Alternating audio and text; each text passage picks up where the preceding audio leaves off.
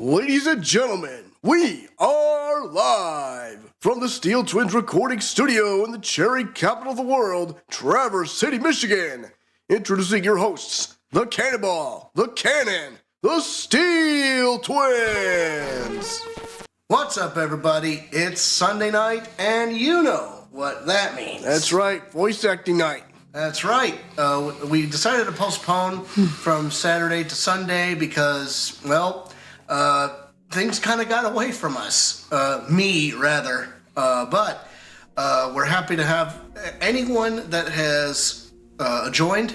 Thank you. Anyone who's ever watched in the past. Thank you. And as we wind down this year of 2024 and go into 2025, we are... we're thankful. We're very thoughtful about. I think we're coming up on year 4 or 5 on this package. I think it's like almost year 4. Well, all I gotta say is, strap in, kids. You ain't seen nothing yet. And also, as far as our plans for expanding are concerned, we are moving forward with it. And yes, we are moving forward. And like I said before, you ain't seen nothing yet. That's right. So get ready, folks. So yeah, this is the Ace Attorney Investigations Miles Edgeworth collection. We're gonna continue Turnabout Airlines. Yeah, hopefully get to the bottom of this crazy mess. And hopefully we'll find the true culprit and put him through the mill.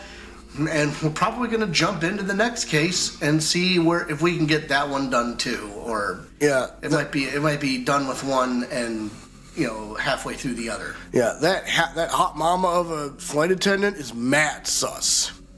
Mad sus. Well, that said, we're gonna kick this off proper here, folks. If you have a cap to your bottle or a pin on your can, go ahead and pull that pin or twist that cap off. With a twisty twist. Cannonball, what time is it? It's time to get by. Amen, brother.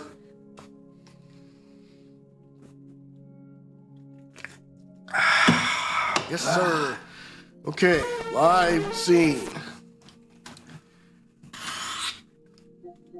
Let's listen. Roll that beautiful bean footage. Let's listen to that music for just a minute here. And we're ready. So, I suggest don't use the female voice on Cammy Meele. Just do your Harley Quinn deal. Okay. That might actually sound better. Oh, yeah? Hi, Blake King. Thanks for joining the chat, my man. Right on time. Right on time.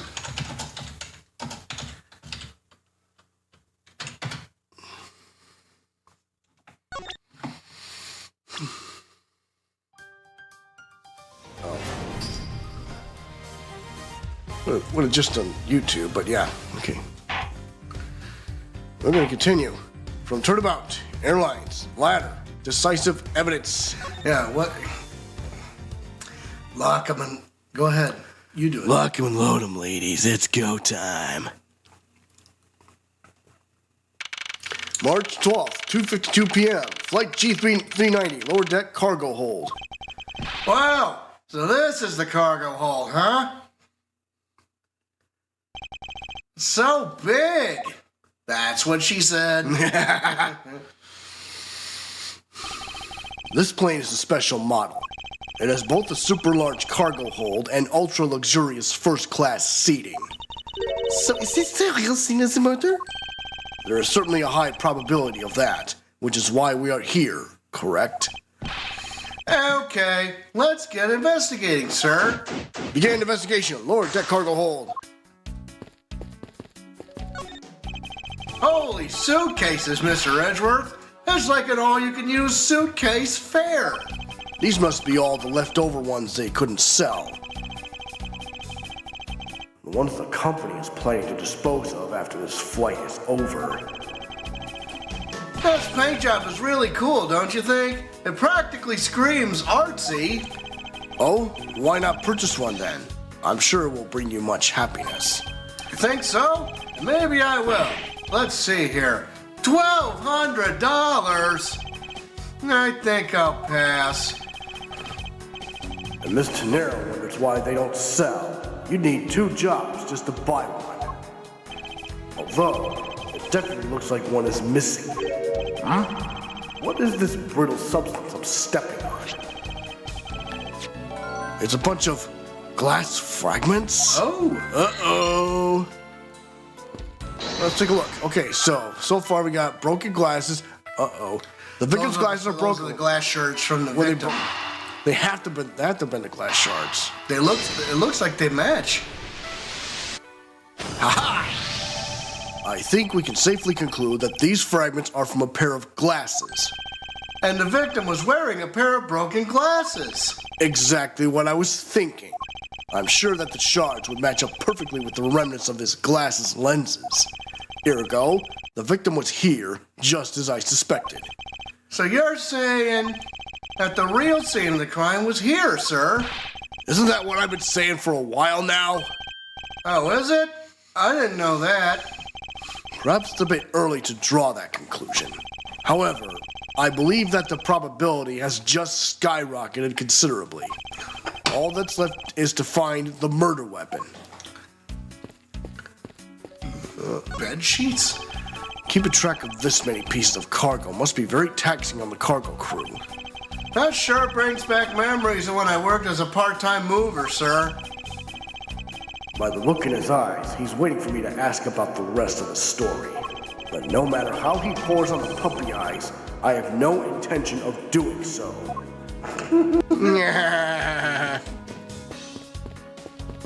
There's a black suitcase on the ground over here. Oh yeah, what's that?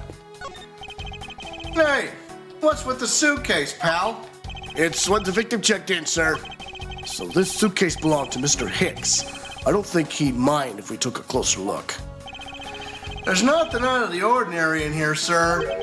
Wait, a file? And there's a photo of Ms. Von Karma in it, sir. It looks like a profile on Franziska. Why did Mr. Hicks have documents on Franziska in his possession? What? What? Why would Mr. Hicks have had a file on her?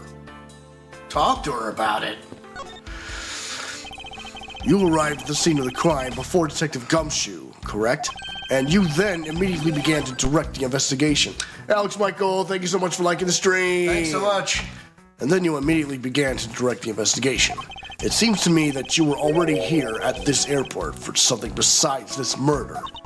Yeah, I was. Why at this airport? I've been following a very large and involved governmental level international crime. Ooh. But it's much too large for one person to take on alone. So it was decided that I should form a joint investigation with Interpol. Franziska came to this airport as an Interpol liaison. Damn. Interpol is involved? It's a top secret operation, so I really can't tell you any more than I already have. Okay. So Mr. Hicks was an Interpol agent. Oh, no. Oh, boy. Does that connect? Yes.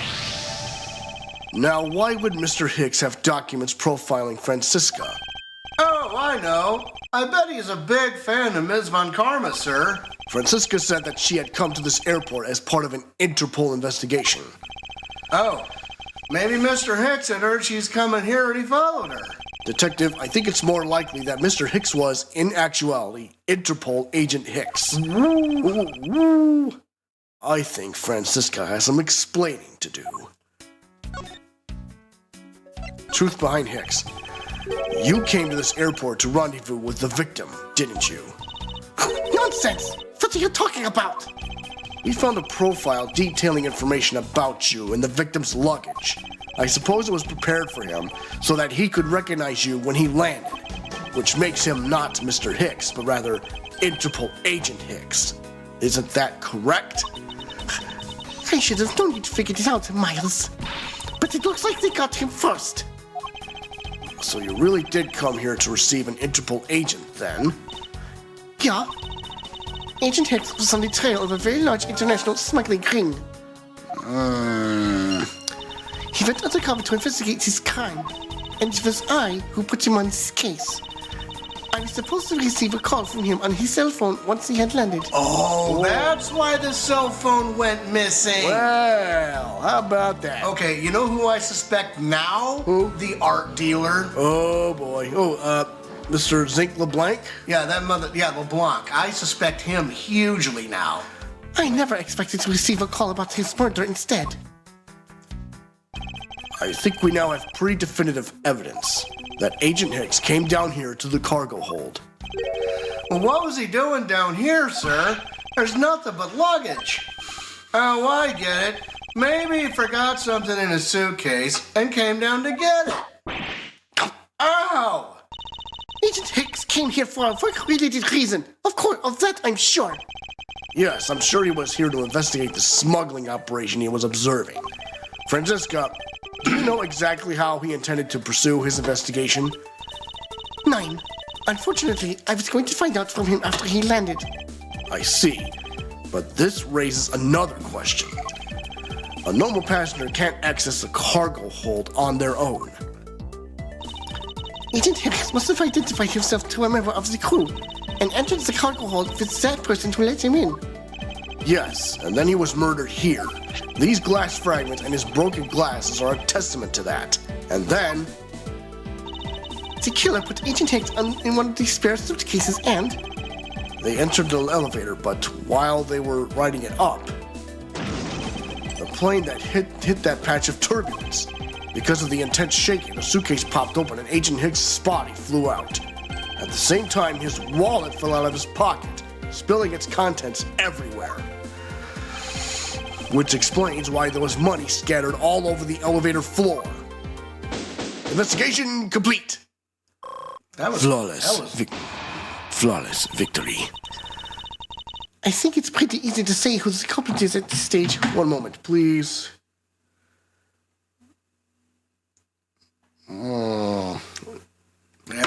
Photo of a double cheese job burger. I think it's pretty easy to say who the culprit is at this stage. What? Really, sir? I know what you're thinking, Miles Edgeworth. But the killer can be none other than Miss Rhoda Teneiro. No. Definitive evidence. If it was a crew member, any one of them could have shown Agent Hicks to the cargo hold. But the point to keep in mind is the keycard that allows the elevator to come down here. The only person with such high-level access is Miss Rhoda Teneiro. I'd say that's a pretty decisive piece of information, wouldn't you? No. I know what she's trying to say, but I'm not certain it's as simple as that. Okay, time for rebuttal. If it was a crew member, any one of them could have shown Agent Hicks to the cargo hold. But the point to keep in mind is the key card that allows the elevator to come down here. Now remember, it was stolen. Hold it. But it's highly likely that the key card was stolen from Miss Teneiro. Objection! Einspruch! It's highly likely. Is that possibility the best you could come up with? And you call yourself a disciple of my father? Yeah! Yeah. Yes, well, while I don't have any evidence, Be quiet! You're a disgrace! There's more evidence pointing to Miss Rhoda Teneiro, you know. It's not just the key card that gives her away. Are you talking about the murder weapon, the Captain Ogo piggy bank? Yeah. She is also the only person with the key to open that display case. Further, there's the matter of the key to the display case that held the murderous bank. Hold it. But that is a fake. Einspruch! Stop right there, Miles Edgeworth! You don't have any proof that this is just a red herring. If you must keep on insisting that it's a fake, then what is the real murder weapon and where did it go? Ugh. Speechless, I see. That's not a surprise. After all, you know that we searched the entire cargo hold and came up empty-handed. There must be a way. There must be something that can help me rule out the piggy bank as the murder weapon. What should be examined further to help us ascertain the authenticity of the weapon? I would have to say... I would say the body. Yeah, the body. Franziska, I think you were too quick to jump to your conclusions. Oh, was I? Yes, We don't even have the autopsy results yet. How can I not say that you made a snap judgment when you have yet to even see if the wound on Agent Hicks's head is consistent with the murder weapon? Scruffy! Yes, sir. Contact the medical examiner's office at once. I wish to hear the result of Agent Hicks' autopsy. Yeah. Yes, sir. We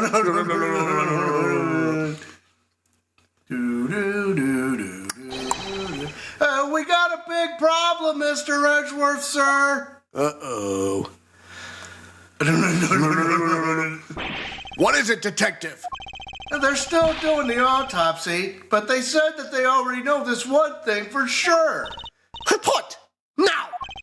The doc said that it's one giant bruise from a beating from his shoulder down to his mid-back. From the victim's shoulder to his mid-back? He was beaten over such a wide area? Well, I'd say maybe it's a sign the killer had a grudge against Miss Agent Hicks. It wasn't just his head. The killer went all out and hit him multiple times, sir. Autopsy report data jotted down in my organizer. Instantaneous death resulting in blow to back of head, bruising head to mid-back. Scruffy! What is having grudge against Agent Hicks supposed to mean? Well, that's, Was the wound on the victim's head consistent with the murder weapon, detective? well, they said they were still looking into that, sir. You're completely useless! Yeah! Ow! Sir, I told you already, you can't go down there. No, you remove yourself from my way. What is all that racket? My luggage, my cargo, they're mine and I demand you return them to me. We're still investigating the cargo hold. Please understand and have a little patience. I suppose there is no choice. Finally, I think you get it. Hey, what are you? You've left me no choice but to use this strong force. Arr! You won't get past me. What? This is... Wait, that's it. So that's what this whole thing has been about. Further, there is a matter of the key to the display case that held the murderous bank. After all, you know that we searched the entire cargo hold and came up empty-handed. Oh. A doc said that it's one giant bruise from a beating from his shoulder down to his mid-back. Uh-oh. Is there some way for me to prove that this isn't the real murder weapon? Nobody could find anything that could be considered the real weapon in the hold. Yeah, right here.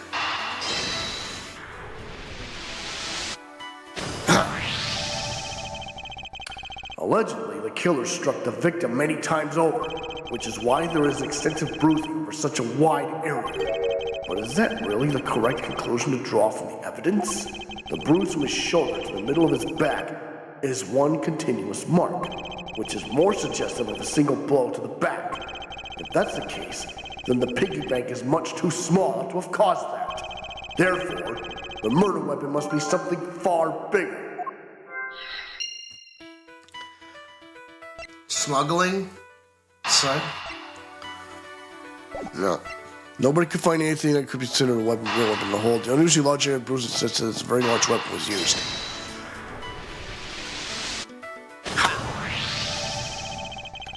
If we're looking for a rather large weapon, you'd think it would stick out. But so far, we haven't found anything that resembles a weapon of any sort. Perhaps, just perhaps, it's something we all overlooked from the very beginning. Because normally, it's too impossibly big to be taken into consideration. What was that all about? What was he trying to jump his way down? Was he trying to jump his way down here? Franziska! Was? What do you want? I found it, Franziska. I found the real murder weapon. You did?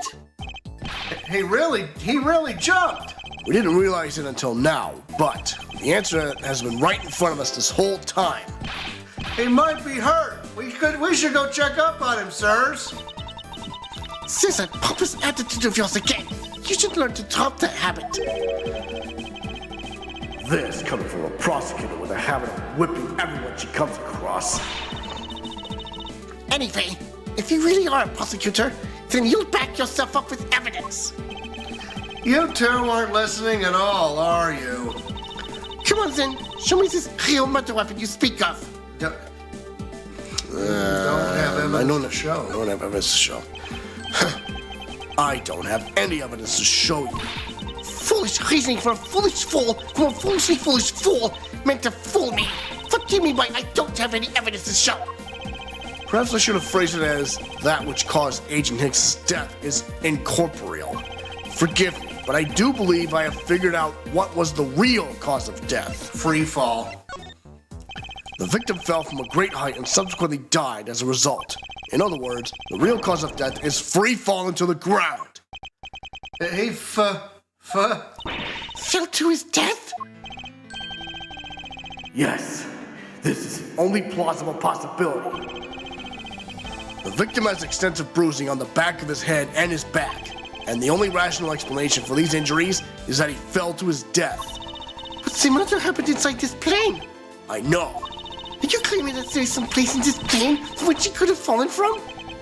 As I said earlier, the answer has been right in front of us the entire time. You can't mean... Yes, I do. The victim fell from the top of the stairs to this very cargo hold. What? Then we're in trouble. We may have a second death on our hands, sirs. Hey, you! Tell me you weren't dead, pal. Quiet! Why are you screaming? He's alive! And there you have it, Miles Edgeworth. It's not possible that Agent Hicks fell over the railing to his death. That man is living proof of that. I suppose it's true that it's not possible, given the current circumstances. The current circumstances? What is that supposed to mean? Suppose that large piece of cargo wasn't there at the time. What would have happened then? It would have been a Virginian pancake for sure, sir. I suppose that man over there would still be breathing, but the reality is that the cargo box is there. So there's no point in entertaining your violent hypothetical scenarios.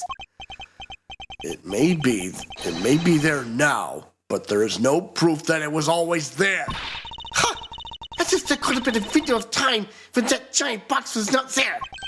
Ah, but there was. What? What can I use to show her that it's possible the box was not always where it is now? The itinerary. Because they had a stop off, right? Sky Magazine. Where is it? Right. Take that! Doesn't this show sufficient probability to you? Why are you asking me? I was the one asking you. I think there's some possibility that, sir! No one was asking for your opinion from the instant noodle crop, Scruffy. I suppose this is where the phrase to be whipped by one's opponent came from. Don't act as though you have nothing to do with this. Now answer the question. I suppose she's right. First, I should reconsider all the information I have. What can I use to show her that it's possible the box is not always where it is now? Okay, so it's not the itinerary. It's got to be something. Go on the other side. Go. That's the one. Made a brief stop from 4 a.m. to 5 a.m. to transfer cargo and fuel at a transfer point. Take that! You refueled in the Republic of St. Fa? Yes, this flight had a short layover in Jingfa in order to refuel, but that wasn't the only reason for the layover. We also transferred some cargo. What if the box in question was only transferred onto the plane at that time? To further prove my point, let's take a look at what's next to the box in question. Ah, it's labeled Jingfa Express. Correct, meaning it was loaded onto the plane in Jingfa. Cargo for Jingfa data jotted down in my organizer. It was loaded on board during the refueling between 4 and 5 a.m. at the transfer point. Now, what if the box in question was also loaded on at the same time? It would mean that the box was not here in the cargo hold during the Europe to Jingfa leg of the flight. making a clear drop from which Agent Hicks could have fallen to his death entirely possible. Ah, but your theory is still very far-fetched. Then allow me a chance to prove how very likely my scenario is. My first order of business will be to examine that piece of cargo in more detail. Begin investigation. Lower deck cargo hold. All sorts of boxes are piled up here. This one says flammable, and this one says pharmaceuticals. This one says for exorcism use only. Just what kind of operation is this airline running?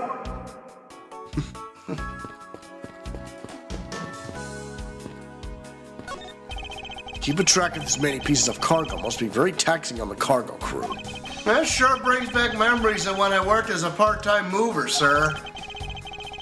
By the look in his eyes, he's waiting for me to ask about the rest of the story. But no matter how he pours on the puppy eyes, I have no intention of doing so. Just look at the big box. Alright, there was another text. That was just 2 messages. Right. Dad's. Rams beat Bills in a shootout. Nice. What about the big... Nope. There. Oh.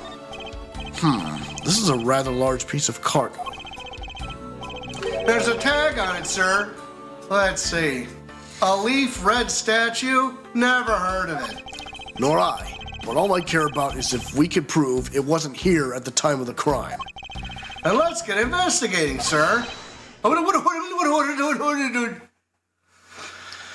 Uh-oh. Oh, boy. Look here! Do not go about touching my possessions without my permission. And don't rush up on me like that, pal. So this belongs to Mr. LeBlanc, does it? I should see what else I can find out from him. Alright. LeBlanc's cargo. I take it that this large piece of cargo belongs to you, Mr. LeBlanc? Of course it is mine. I shipped this fine piece of art from Europe. This leaf red statue is worth 10 million cents. No, maybe much, much more. Mr. LeBlanc's reason for choosing this plane must have been the large cargo hold. 10 million cents? I suggest you stop trying to calculate how many packets of noodles that makes, Detective. Dang, how do you do that? How'd you do that? I feel like you keep getting better and better at seeing right through me every year. Though I grow with each revolution of the planet around the sun, I have the distinct impression it continues to madly spin in place.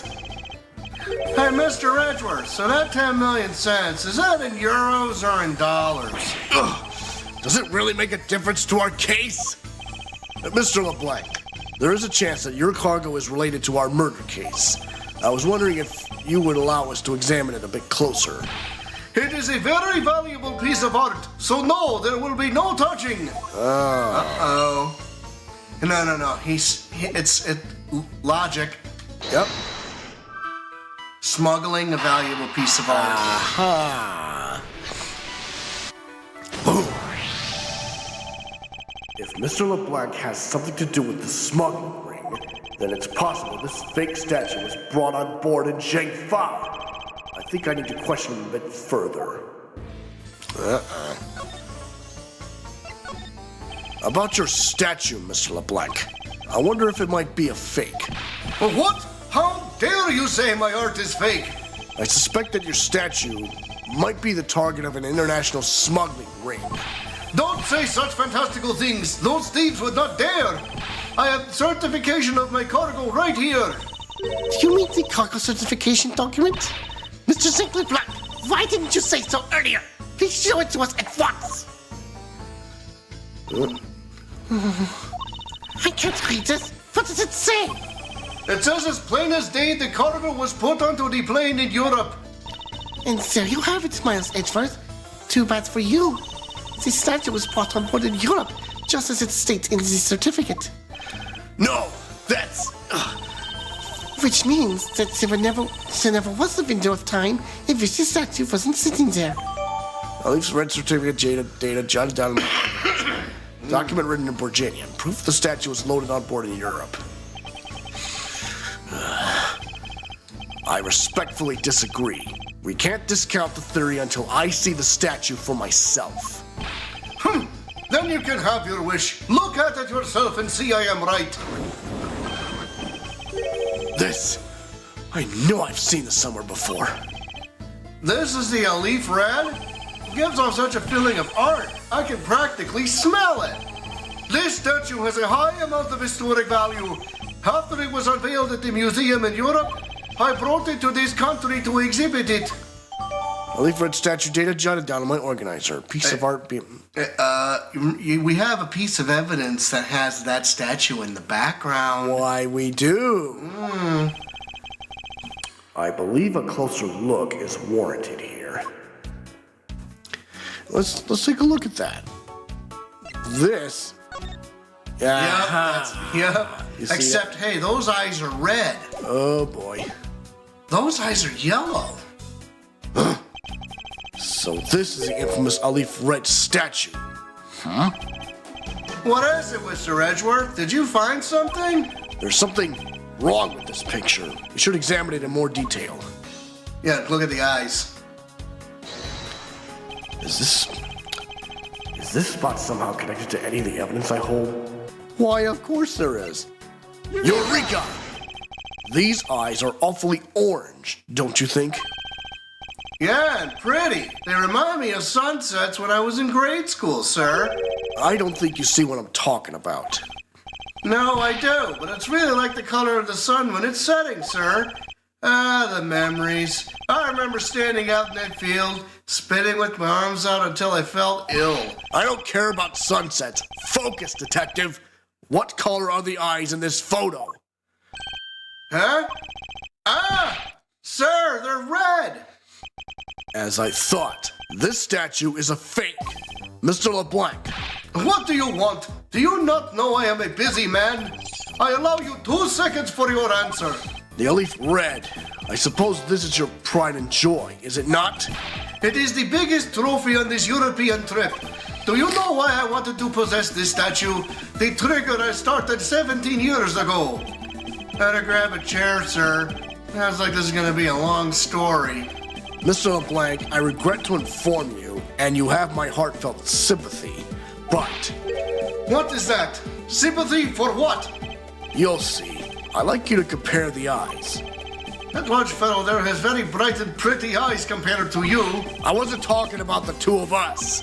I meant the eyes of the statue in front of us and the one in this photo. Why the sudden yelling? Now then. Oh! It is a photo of the statue on display at the museum in Europe. Ah! Now do you see, Mr. LeBlanc? The statue before us is a fake. A fake? I believe that even further examination will be required. Now that we have confirmed that this is indeed a fake, there must be some sort of proof that this was brought on board in Jingfa, and I will present to you evidence that will resolve the remaining contradiction. So this Alif Red is a fake. And our dealer isn't looking too happy about it either, sir. I will get to the bottom of this for his sake as well as mine. Go down quite literally. Okay.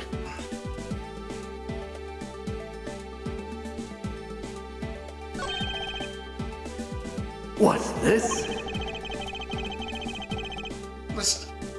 The statue looks like it's stepping all over its neighbor's cloth cover. Kind of resembles its owner's attitude in a sense. You! What did you say now? Father, my clothing's hem is not being stepped on by anyone. It is too expensive for me to allow that to happen. Please forgive the trespasses of my subordinate.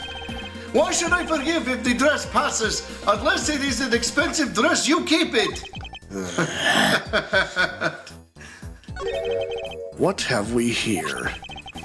It says Jangfa Express on the cloth, sir. Something is tugging on the corner of my mind, as though something is out of place. Wait a second. Is this spot somehow connected to any of the evidence I hold? Well, no. Nah. I'm gonna figure this out on my own. Uh-oh. It was loaded on board during a refueling between 4 and 5 a.m. at the transfer point. Eureka! I'm not entirely confident that there's a contradiction here. What do you think, Detective? Well, I think it's really suspicious looking, sir. My well-trained gut tells me so. I see. Well then, I must be mistaken. How come when I answer confidently, you take that to mean we're off course, sir? There's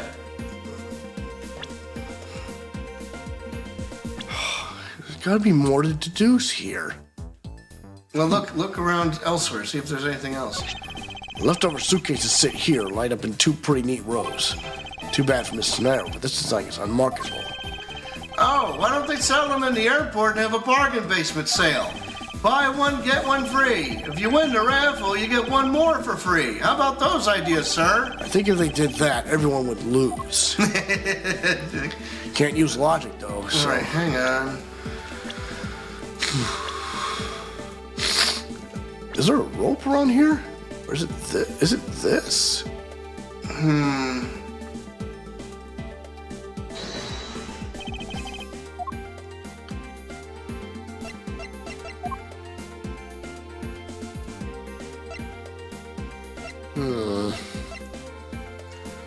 Fake piece being shipped by Michelin Bank, not worth a cent, let alone 10 million. Well, okay. Keep...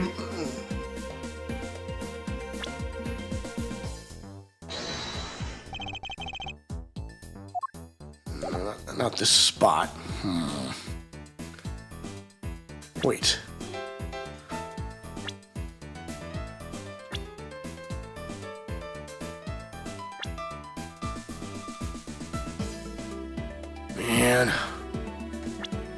Man, listen. This is tough.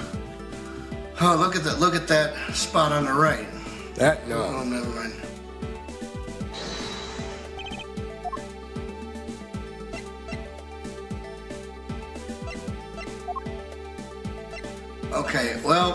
Okay, hang on. So, hang on.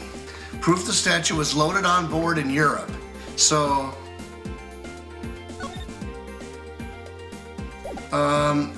well, there's a statement. Here, let me see this. Maybe I might be able to help. Never mind. No, left. No, go back into your organizers. Page 2. That one. Okay, okay. Akbey Hicks, age 28, time of death, March 12th, between 3 a.m. and 4:30 a.m. Cause of death, cranial contusion due to blunt force trauma to the back of the head. Remarks, appears to have been extensively beaten on the upper half of his back. Okay, so we're trying to determine whether this statue was in the way or it was placed there. And the fact that this was placed on top of that cloth means that that thing was loaded. Yeah, the Zhangfa Express was the one that was loaded first. So, let me see. I would take a look at that cloth that's underneath the thing. Huh? No, I would just going back to the investigation, I would look at the cloth that's underneath that statue, and then I would go to the the statue was loaded on in Europe. Try that. Eureka! No. Okay. We're going to take a quick commercial break. When we return, we will get to the bottom of this case. No, Wait, what? let's just work. Okay, No, we'll work to this. We'll work towards this. We'll work through it. So, what you can do is you could probably just turn story mode on, and it's just going to go back to this investigation section. Why not? Okay, we're going to go back. How far back are we going? Okay, cool. So you can go back. So you can go back to the cord there. Yep. This is a rather large piece of cargo. There's a tag on it, sir. Let's see. A leaf red statue. All right, but all I care about is if we can prove it wasn't here at the time of the crime. Well, let's get investigating, sir.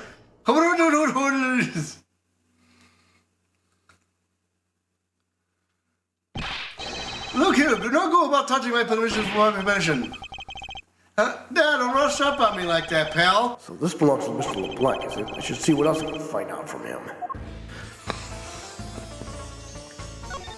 So story mode is on right now. Yeah, it is. You can turn it off so you can... I take it that this large piece of cargo belongs to you. Of course it is mine. I shipped this white piece of art. This leaflet statue with 10 million cents. No, maybe much more. Maybe this large piece of choice's plane must have been a large cargo. 10 million cents? I suggest you stop trying to calculate how many packets of noodles that makes, Detective. Darn, how'd you do that? I feel like you keep getting better and better at saying right through me every year. Though I grow with each revolution of the planet on the sun, I have a distinct impression it continues to madly spin in place. Hey, Mr. Edgeworth, so that 10 million cents, is that in euros or dollars? Does it really make a difference to our case? Mr. LeBlanc, there's a chance that your cargo is related to our murder case. I was wondering if you could allow us to examine it a bit closer.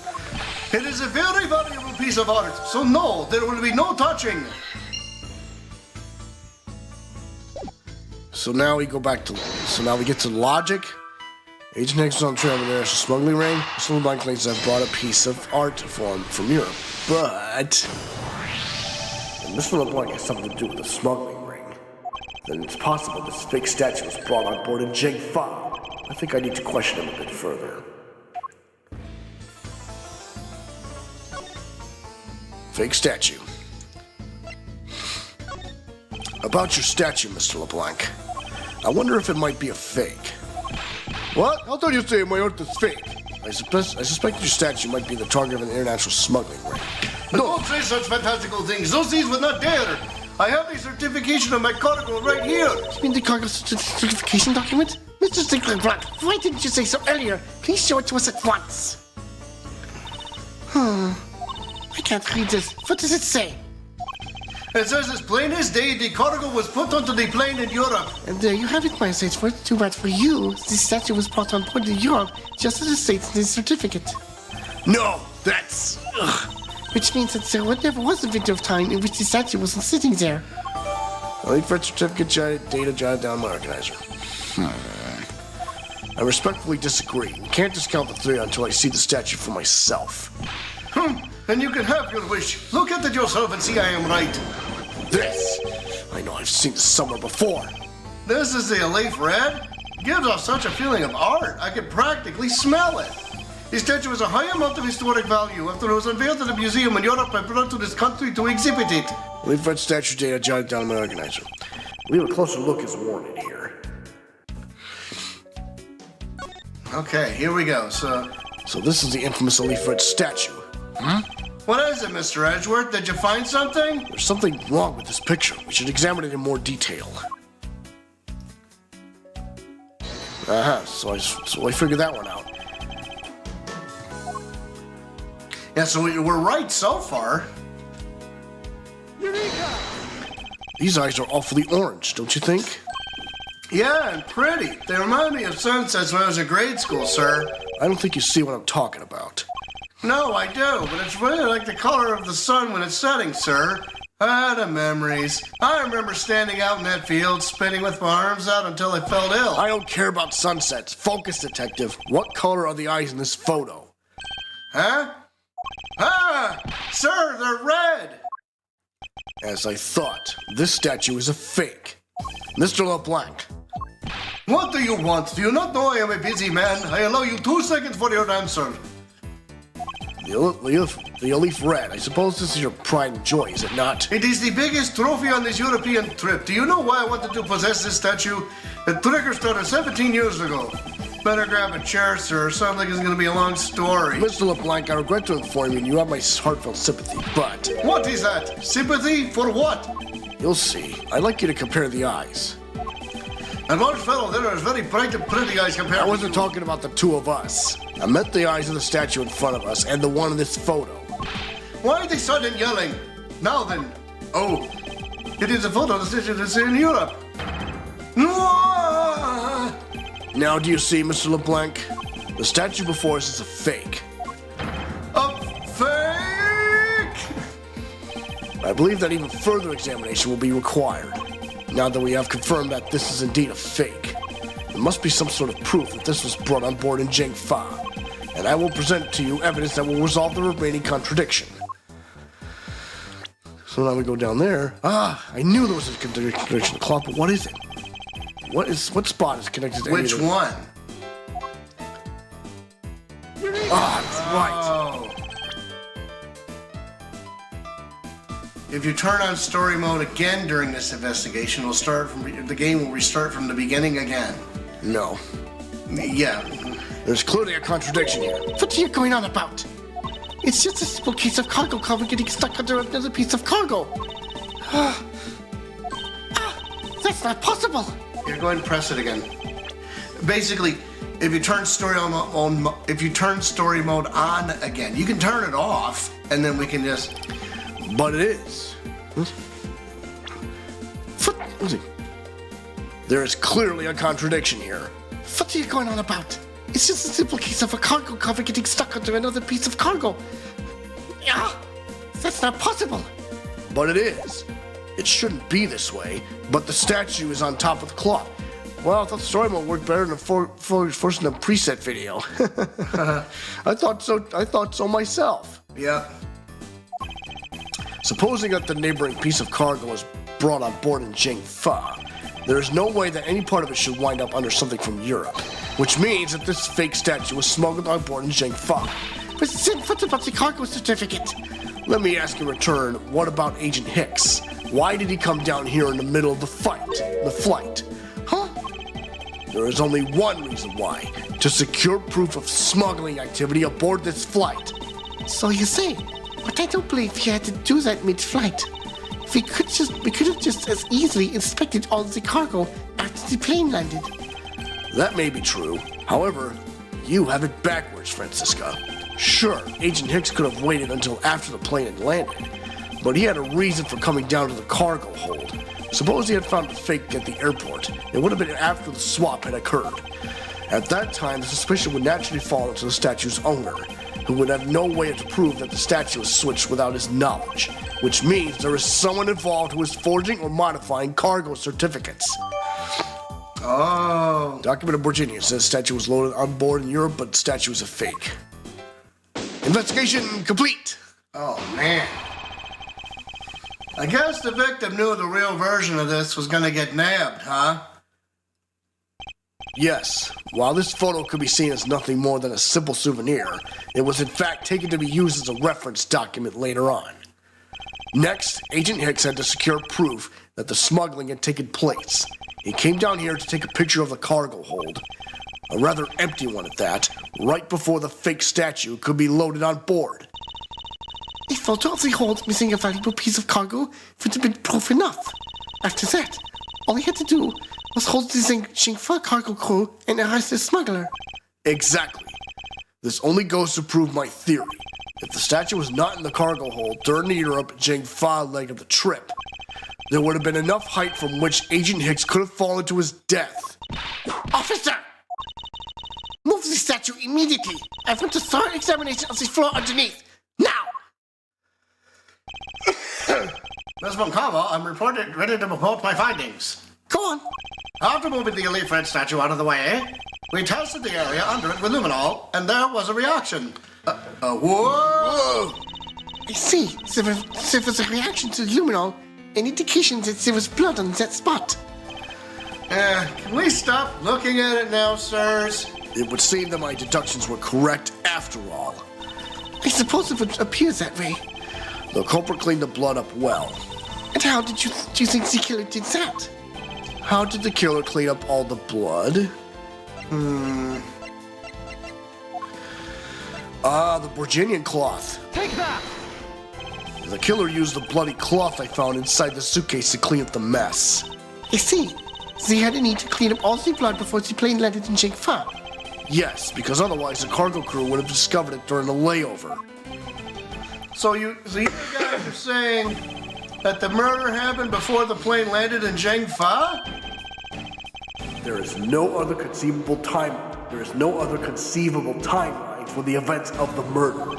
But if that is true, then that throws a certain person's testimony into doubt. If the murder occurred before we landed in Jingfa, then this becomes highly suspect. Can we go into the court record? The R1? Yeah? So there's a statement from Cammy Meele. Mr. Akbey Hicks was there in his seat when we took off again at 5 a.m. Well, when you took off again, he was already dead. So she's the one. Recall Miss Meele's testimony about Agent Hicks in regard to when we departed Jingfa. I saw Mr. Hicks sitting in his seat at 5 a.m., you know. She claims Agent Hicks was alive at the time of the service calls, but That totally contradicts the facts, sir. But why would she lie about something like that? I think the only person who can answer that is Miss Meele herself. To be continued. Oh. Well, we got plenty to go. It's only been an hour, so. All right. Letter confirmation, Cammy Meele. March 12th, 3:35 p.m. Flight G390, lower deck, cargo hold. Ms. Meele. Ms. Meele. Huh? Do you recall what you said earlier about when you answered some service calls as we were departing from Jingfa? Huh? You said that Mr. Hicks was sitting in his seat at that time. However, that is simply not possible because Mr. Hicks was dead long before we ever touched down in Jingfa. Oh? Miss Cammy Meele.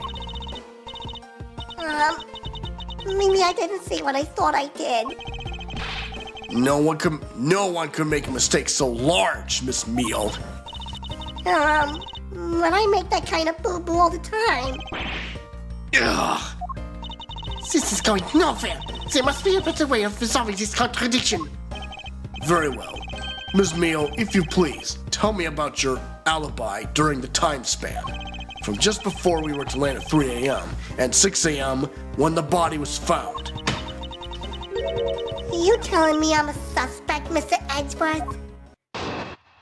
Here we go. Ms. Meele's alibi. Yeah. From 3 to 4, I was, in the flight attendant's room all by my lonesome self. Yeah. And from 5 to 6, I was in the flight attendant's room all by my lonesome self.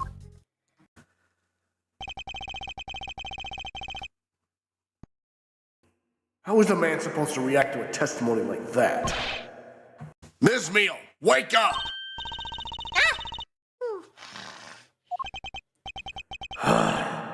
She fell asleep again.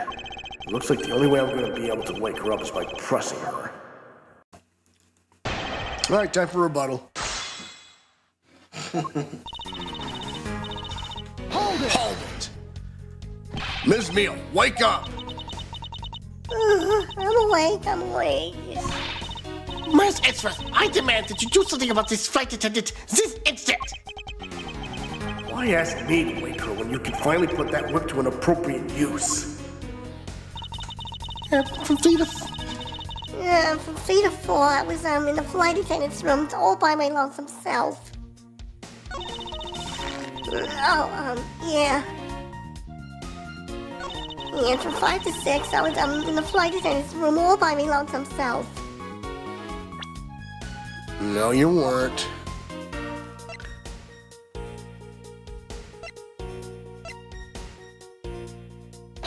Objection! I wonder if you will be so kind as to take a look at this receipt, Miss Meele. So from 5 to 6, I was in the flight attendant's room all by my lonesome self. However, according to the court record... No, she wasn't alone. Oh.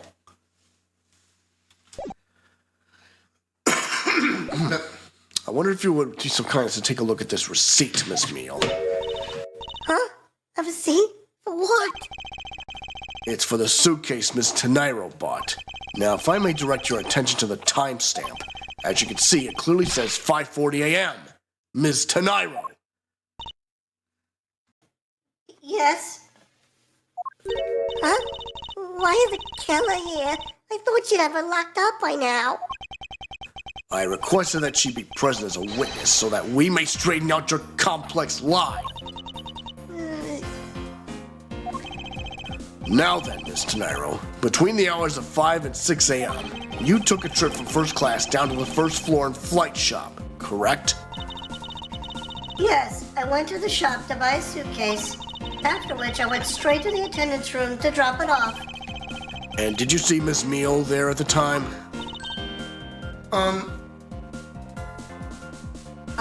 No. So, Miss Meele, where were you really between the hours of 5 and 6 a.m.?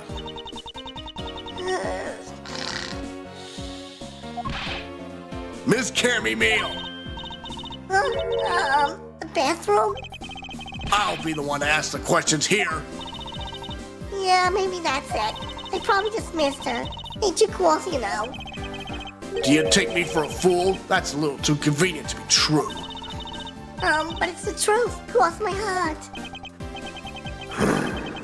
I don't have enough conclusive proof to counter-argue her at this stage. You don't believe me, do you? But please, won't you give me a chance and hear me out?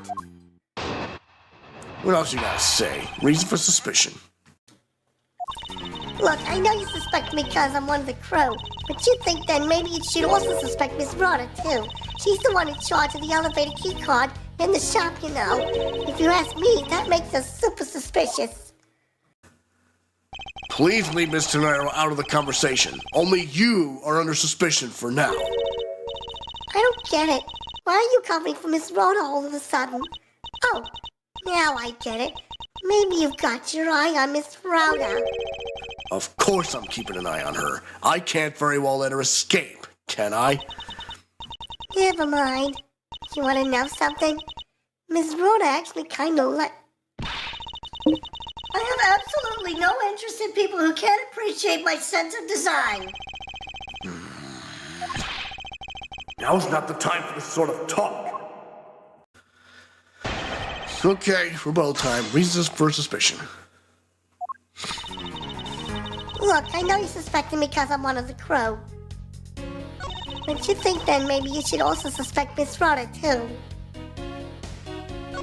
She's the one in charge of the elevator key card in the shop, you know. Hold it! Hold it! What are you in charge of, Miss Meele? I take care of the attendance room. That doesn't count! Oh, but I spend so much time in there, it might as well be my responsibility. Mr. Edgeworth, Cammy is very talented in languages, so she assists passengers who may not speak English, especially those who speak Virginian. She is the only one on this flight who is fluent. Oh, you mean that kind of what am I in charge of? Why didn't you say so in the first place? What else could I have meant? Yeah, so I'm really good at Virginian. She's fluent in Virginian? Then I suppose you're in charge of processing documents in Virginian. Yeah, I take care of anything that has to do with Virginian. Very interesting. Trust me, that makes us super suspicious. Back once the yeah. So present that on an okay, the last statement then. Sorry. And then Well, all I'm in charge of are the attendance room and some Virginian stuff. Present that certificate. What about this? Objection! So you're the only one in this flight crew that speaks Virginian. Is that correct? Oh, yeah, I guess so. I studied abroad in Virginia for a while. If that is the case, then the signature on this document belongs to you, doesn't it? Huh? This is a falsified piece of documentation with only one purpose, to lead anyone who read it to believe that Mr. LeBlanc's statue was loaded in Europe. The only person who could have either prepared or processed this document in Virginia is you, Ms. Meele. Without your participation, the smuggling of the Alif Red could not have occurred. Don't sleep while I'm pointing my finger at you. Oh, I wouldn't dream of falling asleep on you, Mr. Edgeworth. It is exactly as you say.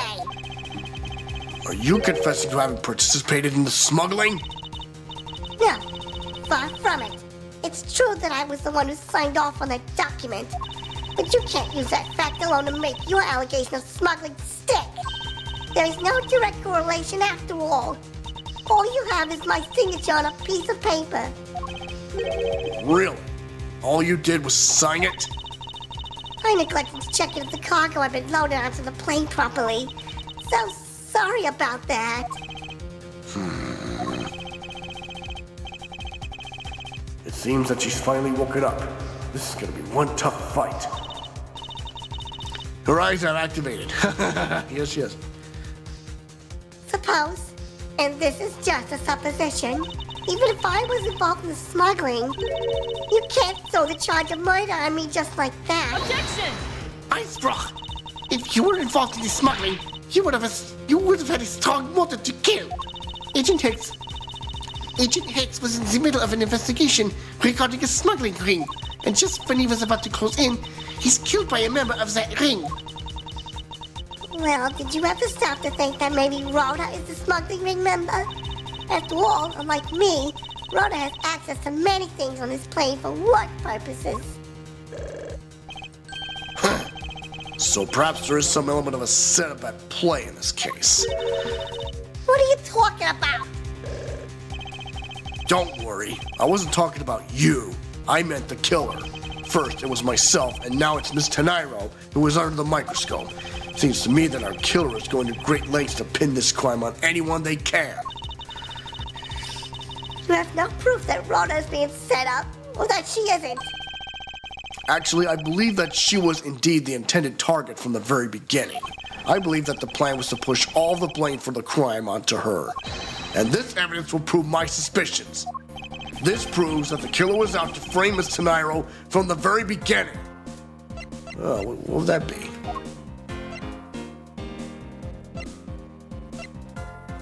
That suitcase. Take that. The killer could have hidden the body anywhere, and yet they chose the suitcase. Why is that?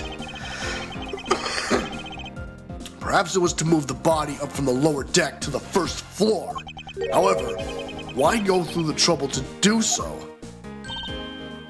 The only way all of these actions make sense is if the killer had wanted to frame Miss Teneiro for the murder. Miss Teneiro buys a suitcase on every flight she works without fail. But should her suitcase be switched with the one containing the victim's body, that would put her in a very tight spot. Unfortunately for the killer, the turbulence put an end to that plan. There wasn't enough time to put the body back into the suitcase. Ergo, they made do with whoever was at hand, adapted their plan, and tried to frame me as I lay unconscious on the floor from the turbulence. The killer then went to hide the suitcase in the in-flight shop and brought the piggy bank back to the elevator in order to fabricate a false weapon. A lot of work for a fruitless endeavor, wouldn't you agree? Sounds like the killer had a tough time too, huh? I mean, why did the killer need to frame someone that badly anyway? That's because of the special circumstances surrounding this particular case. What special circumstance dictated the need for the killer to frame someone? So it's where the murder took place, when, or who the murder victim was. I think it was where the murder took place. The special circumstance is simply that the murder took place on a plane mid-flight. No matter which country, customs is quite strict in this day and age, so no matter what you do, the chances that the body will be found is very high. Therefore, there was no choice but to frame either Miss Teneiro or myself. In other words, the only one who fits within the boundaries of the criminal's movements is not Miss Teneiro or myself, but you, Miss Cammy Meele. Only you and you alone could be the killer. And?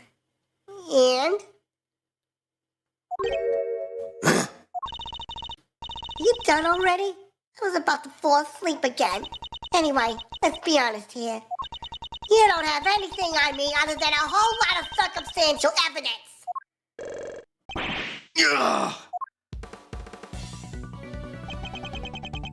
I can see the outline of how the murder occurred, but I have no definitive evidence.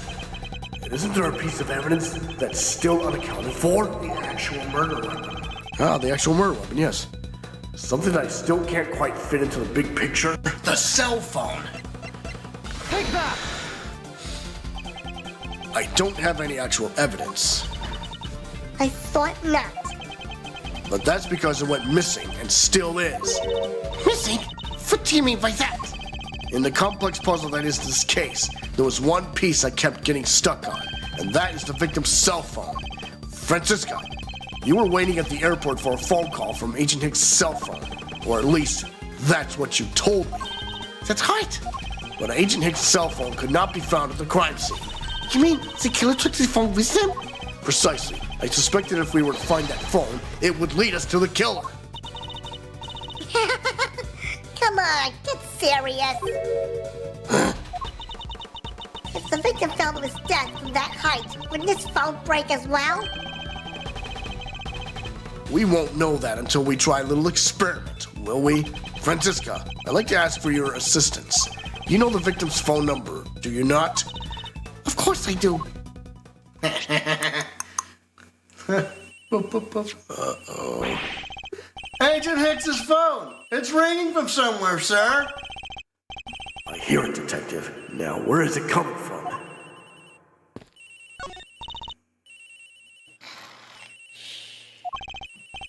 Ms. Meele, wake up! Sorry, Mr. Edgeworth. I got sleepy all of a sudden because it sounds like a lullaby I used to love as a child. Ugh. Better find that cell phone fast!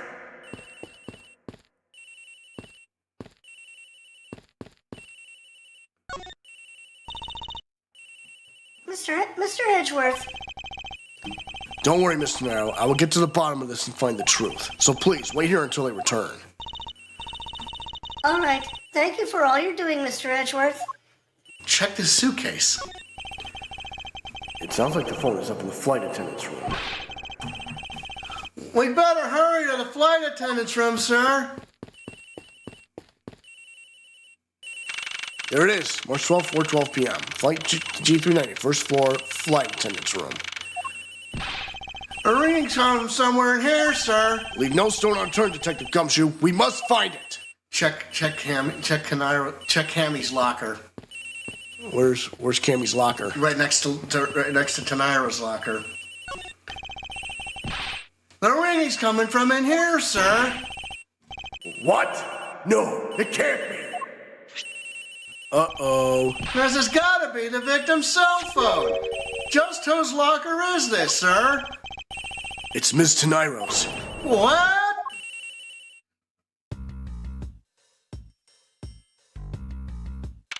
March 12th, 4:28 p.m. Flight G390, lower deck, cargo hold. So, Mr. Edgeworth, how did it go? Where did you find the phone?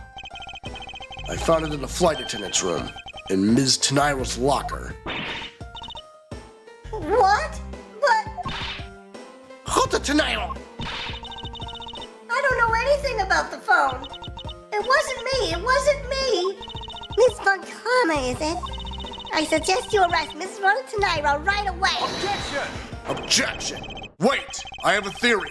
This is related to the incident with the keycard. When the killer went to steal the keycard, they conveniently stashed the cell phone in Ms. Teneiro's locker at the same time. Objection! Einspruch! This is related to the keycard, right? In the same way that we have zero proof that the killer did just that. Ugh. The only voice that sings the truth is evidence. That is the one bird we cannot ignore.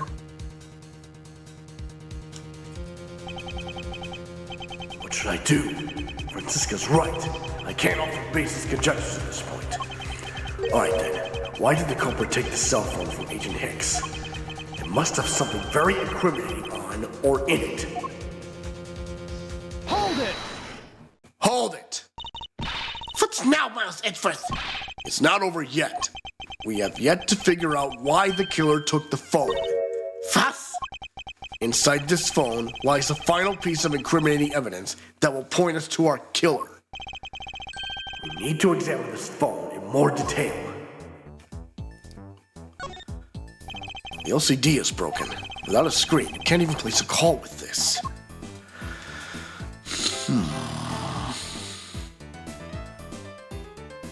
We'll check the back. Check the camera. It's a camera lens. Come to think of it, I wonder how exactly was Agent Hicks planning to preserve the crime scene of a smuggling? Franziska, I need you to confirm something.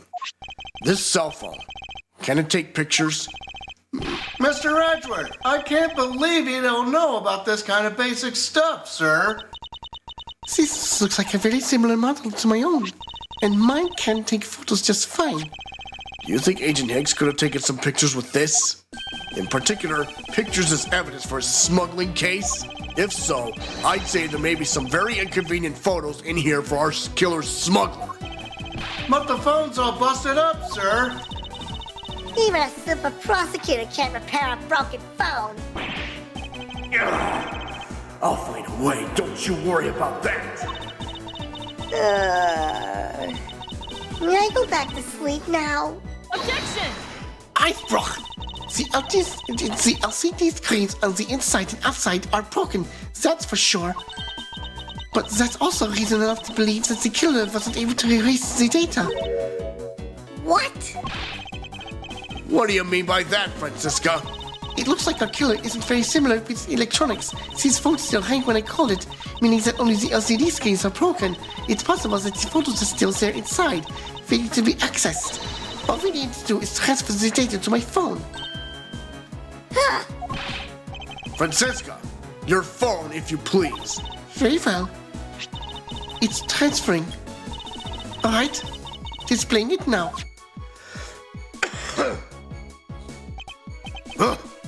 This is... Agent Hicks was certainly trying to obtain some evidence for this smuggling case.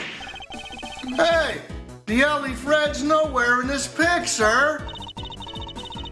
This is no meaning as a piece of evidence in this murder case, right? Out. She's right. Not much we can find out from this about Agent Hicks's killer, sir. Is this it? Is this the end? Is there really nothing in this photo that we can use?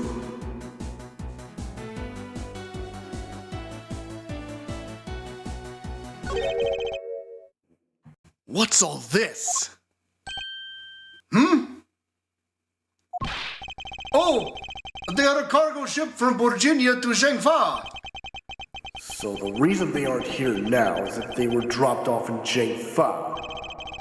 Mr. LeBlanc, can you tell me the contents of the boxes? Unfortunately, there's no English written on them anywhere. One cloth of the boxes is written in Virginian. It says it is cloth in English. Cloth? Could it be? Is this where the killer... What is that scary face? Miss Meele, Yes? it appears that Agent Hicks was no ordinary investigator. Huh? He left us with a piece of evidence after all, a striking piece that will point out who his killer is. Ha! Maybe you should force your mistaken reading of a simple picture, Mr. Edgeworth. The Virginia cargo and this piece of evidence will point us straight to the killer. It's the contract. That one. No, the cloth. And what is that supposed to prove? The killer used this piece of cloth to wipe up the blood they had spilt. But there was one thing that bothered me this whole time. Where did it come from? And now I have finally found my answer in this very photo. The cargo that was unloaded in Zhengfa had cloth written on it. In Virginia, that is. And this is where the killer grabbed the piece from to clean up the blood with. That's right. The killer was someone who could read and understand Virginian. And the only crew member that fits that description is you, Miss Cammy Meele. Hold it!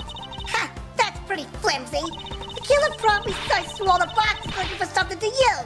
When you're frantic, you don't care if the box is in English or Virginian. Objection! Sorry, but I cannot agree with your assessment of the killer's indiscriminate nature. What? There was no need for the killer to tear through boxes at random at all. And if the killer supposedly could not comprehend Virginian, well then, logically, the killer would have opened this box first. Bed sheets. Take that! Hey, it says bed sheets in English right on the box, sir. Precisely, and bed sheets would be perfect for cleaning up blood, wouldn't you say? Hold it! What are you trying to say? That if I were the criminal, this box of bed sheets would have been what I would have spotted first. However, the killer chose to use some Virginian cloth. Do you have an explanation for that?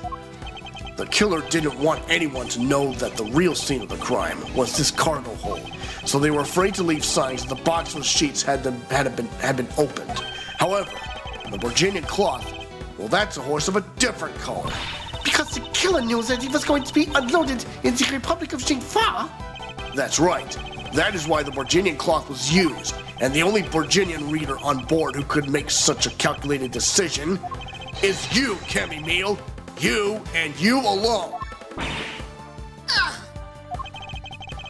It would be very easy for us to confirm if any of the boxes were resealed.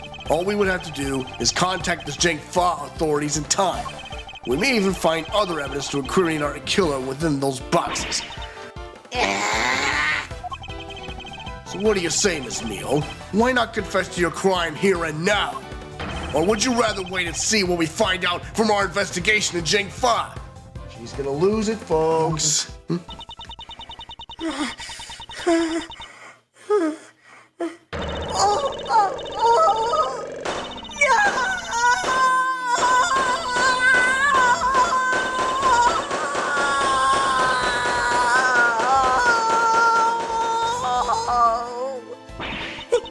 He was Interpol. I couldn't stop it. I brought him here. He started taking pictures. I couldn't be found out. I was scared. I was in trouble. I...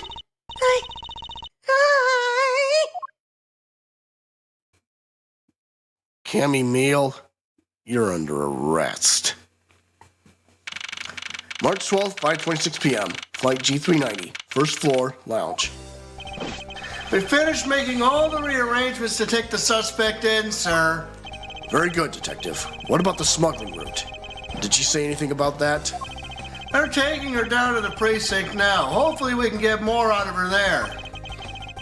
Whenever we even approached the topic, she started foaming at the mouth.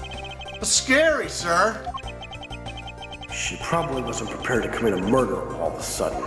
One thing is for sure, the ring behind this whole mess means serious business. It looks like there's a lot more to this case than meets the eye.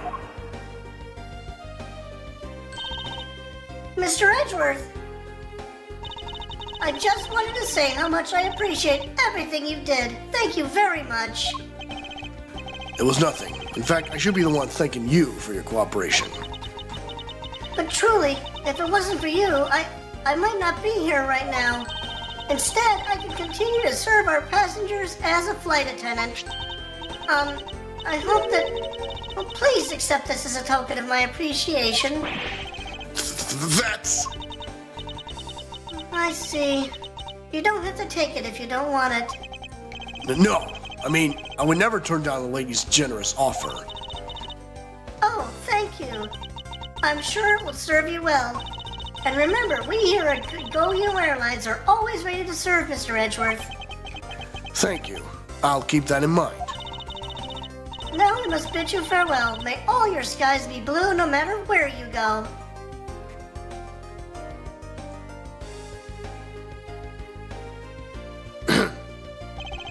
I can't believe we wound up investigating the whole day, sir, but boy, was it fun. Speak for yourself. My day was filled with earthquakes, elevators, and false charges. And by the way, where's Franziska? Oh, she's filling out some customs paperwork for her departure. Departure? Yeah, Ms. Von Karma's always really busy, sir. She's been flying from country to country to chase down some leads regarding her case. Detective, can you cancel the car I had you reserved earlier? You got it, sir. Uh-oh. March 12th, 5:47 p.m., Hope Springs Airport. Franziska. I thought I told you when you first landed I have no time for idle chatter. I have no intention of wasting your time, however, it has been a while since we last met. I also have no time for such familiar reminiscences. Just who do you think I am? You are Franziska Von Karma, a very proud prosecutor deserving of much respect. Until only a little while ago, I was but a wretched mutt who was always losing to you. A dantic parrot living her life on the name and fame her invincible father built. True, your father, Manfred Von Karma, didn't lose a single case for 40 years as a prosecutor. However, I wouldn't say he was invincible. Huh? What are you talking about? The group I'm on the trail of is a little more troublesome than most. The smuggling route we found this time is only one sliver of the big picture. Sounds like a dangerous assignment. You really don't have to worry. I can take care of myself. Yes, I suppose you can. Plus, there is another agent on this case with me. Oh? Another agent? He's a star among Interpol agents and has the highest successful arrest rate. Who knows? You may even run into him one day. Huh? I was simply caught up in this one case. I hardly see why we would cross paths. I suppose. But I doubt he would stay the same. I'm not following you. You'll understand soon enough. The fight has only just begun, Miles Edgeworth. I'll be back in this country soon enough. And when I am, you can be sure I'll pay you back in full. Excuse me. And just like that, she's gone, huh, sir? Thank goodness. I can finally rest easy knowing I won't have to watch out for her whip. Detective Gumshoe, I want to thank you for all your help and cooperation. No, it was nothing, sir. I was just happy to be able to work with you again. Oh, I think I'm gonna celebrate by adding a little extra salt to my instant noodles tonight. Just how much did you cut his salary by, Franziska? Detective, I was wondering if you might give me a ride down to the prosecutor's office. Sure thing, sir. I'll even fly down the road in the patrol car if you want. Don't make me remind you, Detective. Safety first. Thus I solved the first case upon my arrival home. Franziska Von Karma, the smuggling route she was after. The leaders of that ring had already put their trump card into play, and the players on the other side of this war. They would begin to make themselves known through the next incident.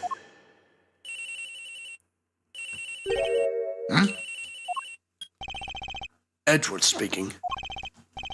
Ah, finally. I called who knows how many times earlier, but I couldn't get through. And you are? Ah, have you forgotten my voice, Miles, my boy? Mr. Amano? Ernest Amano, correct? Ah, so you do remember me. I know it's rather sudden, but I can't ask this of anyone else. There's been an incident, Miles. My son, he's been kidnapped. What? Oh, no. Well, that's the end of that case. Well, here we go. It wasn't even an hour and a half, and already we're done with this one. All right, so what's the call here, Captain? We're gonna get out of here. All right. Well, Yep, we're gonna get out of here. okay. So, well, we hope you enjoyed tonight, and we will be back right here, same back time, same back channel. Hopefully, this coming Saturday again for the next installment of voice acting. As we start turnabout, like the kidnapped turnabout, and we may run into that Interpol agent that Franziska was talking about. Yeah. So Whoever that may be. So the plot is definitely starting to thicken. Oh yeah. And don't forget Monday, tune in Monday as I take the wheel once again and tackle Banjo-Tooie on Nostalgic Monday. Yep. I think it's going to be close to the end of the road. And our Sounds like it. And our plans of expanding are moving forward even as we speak. Like I said, You were just getting started. That's right. So until next time, folks, I am the Package Andrew Steele. I'm the Cannonball Alex Steele. We are the Steele Twins, and we are for real. Top guys out. Ciao. Adios, muchacho.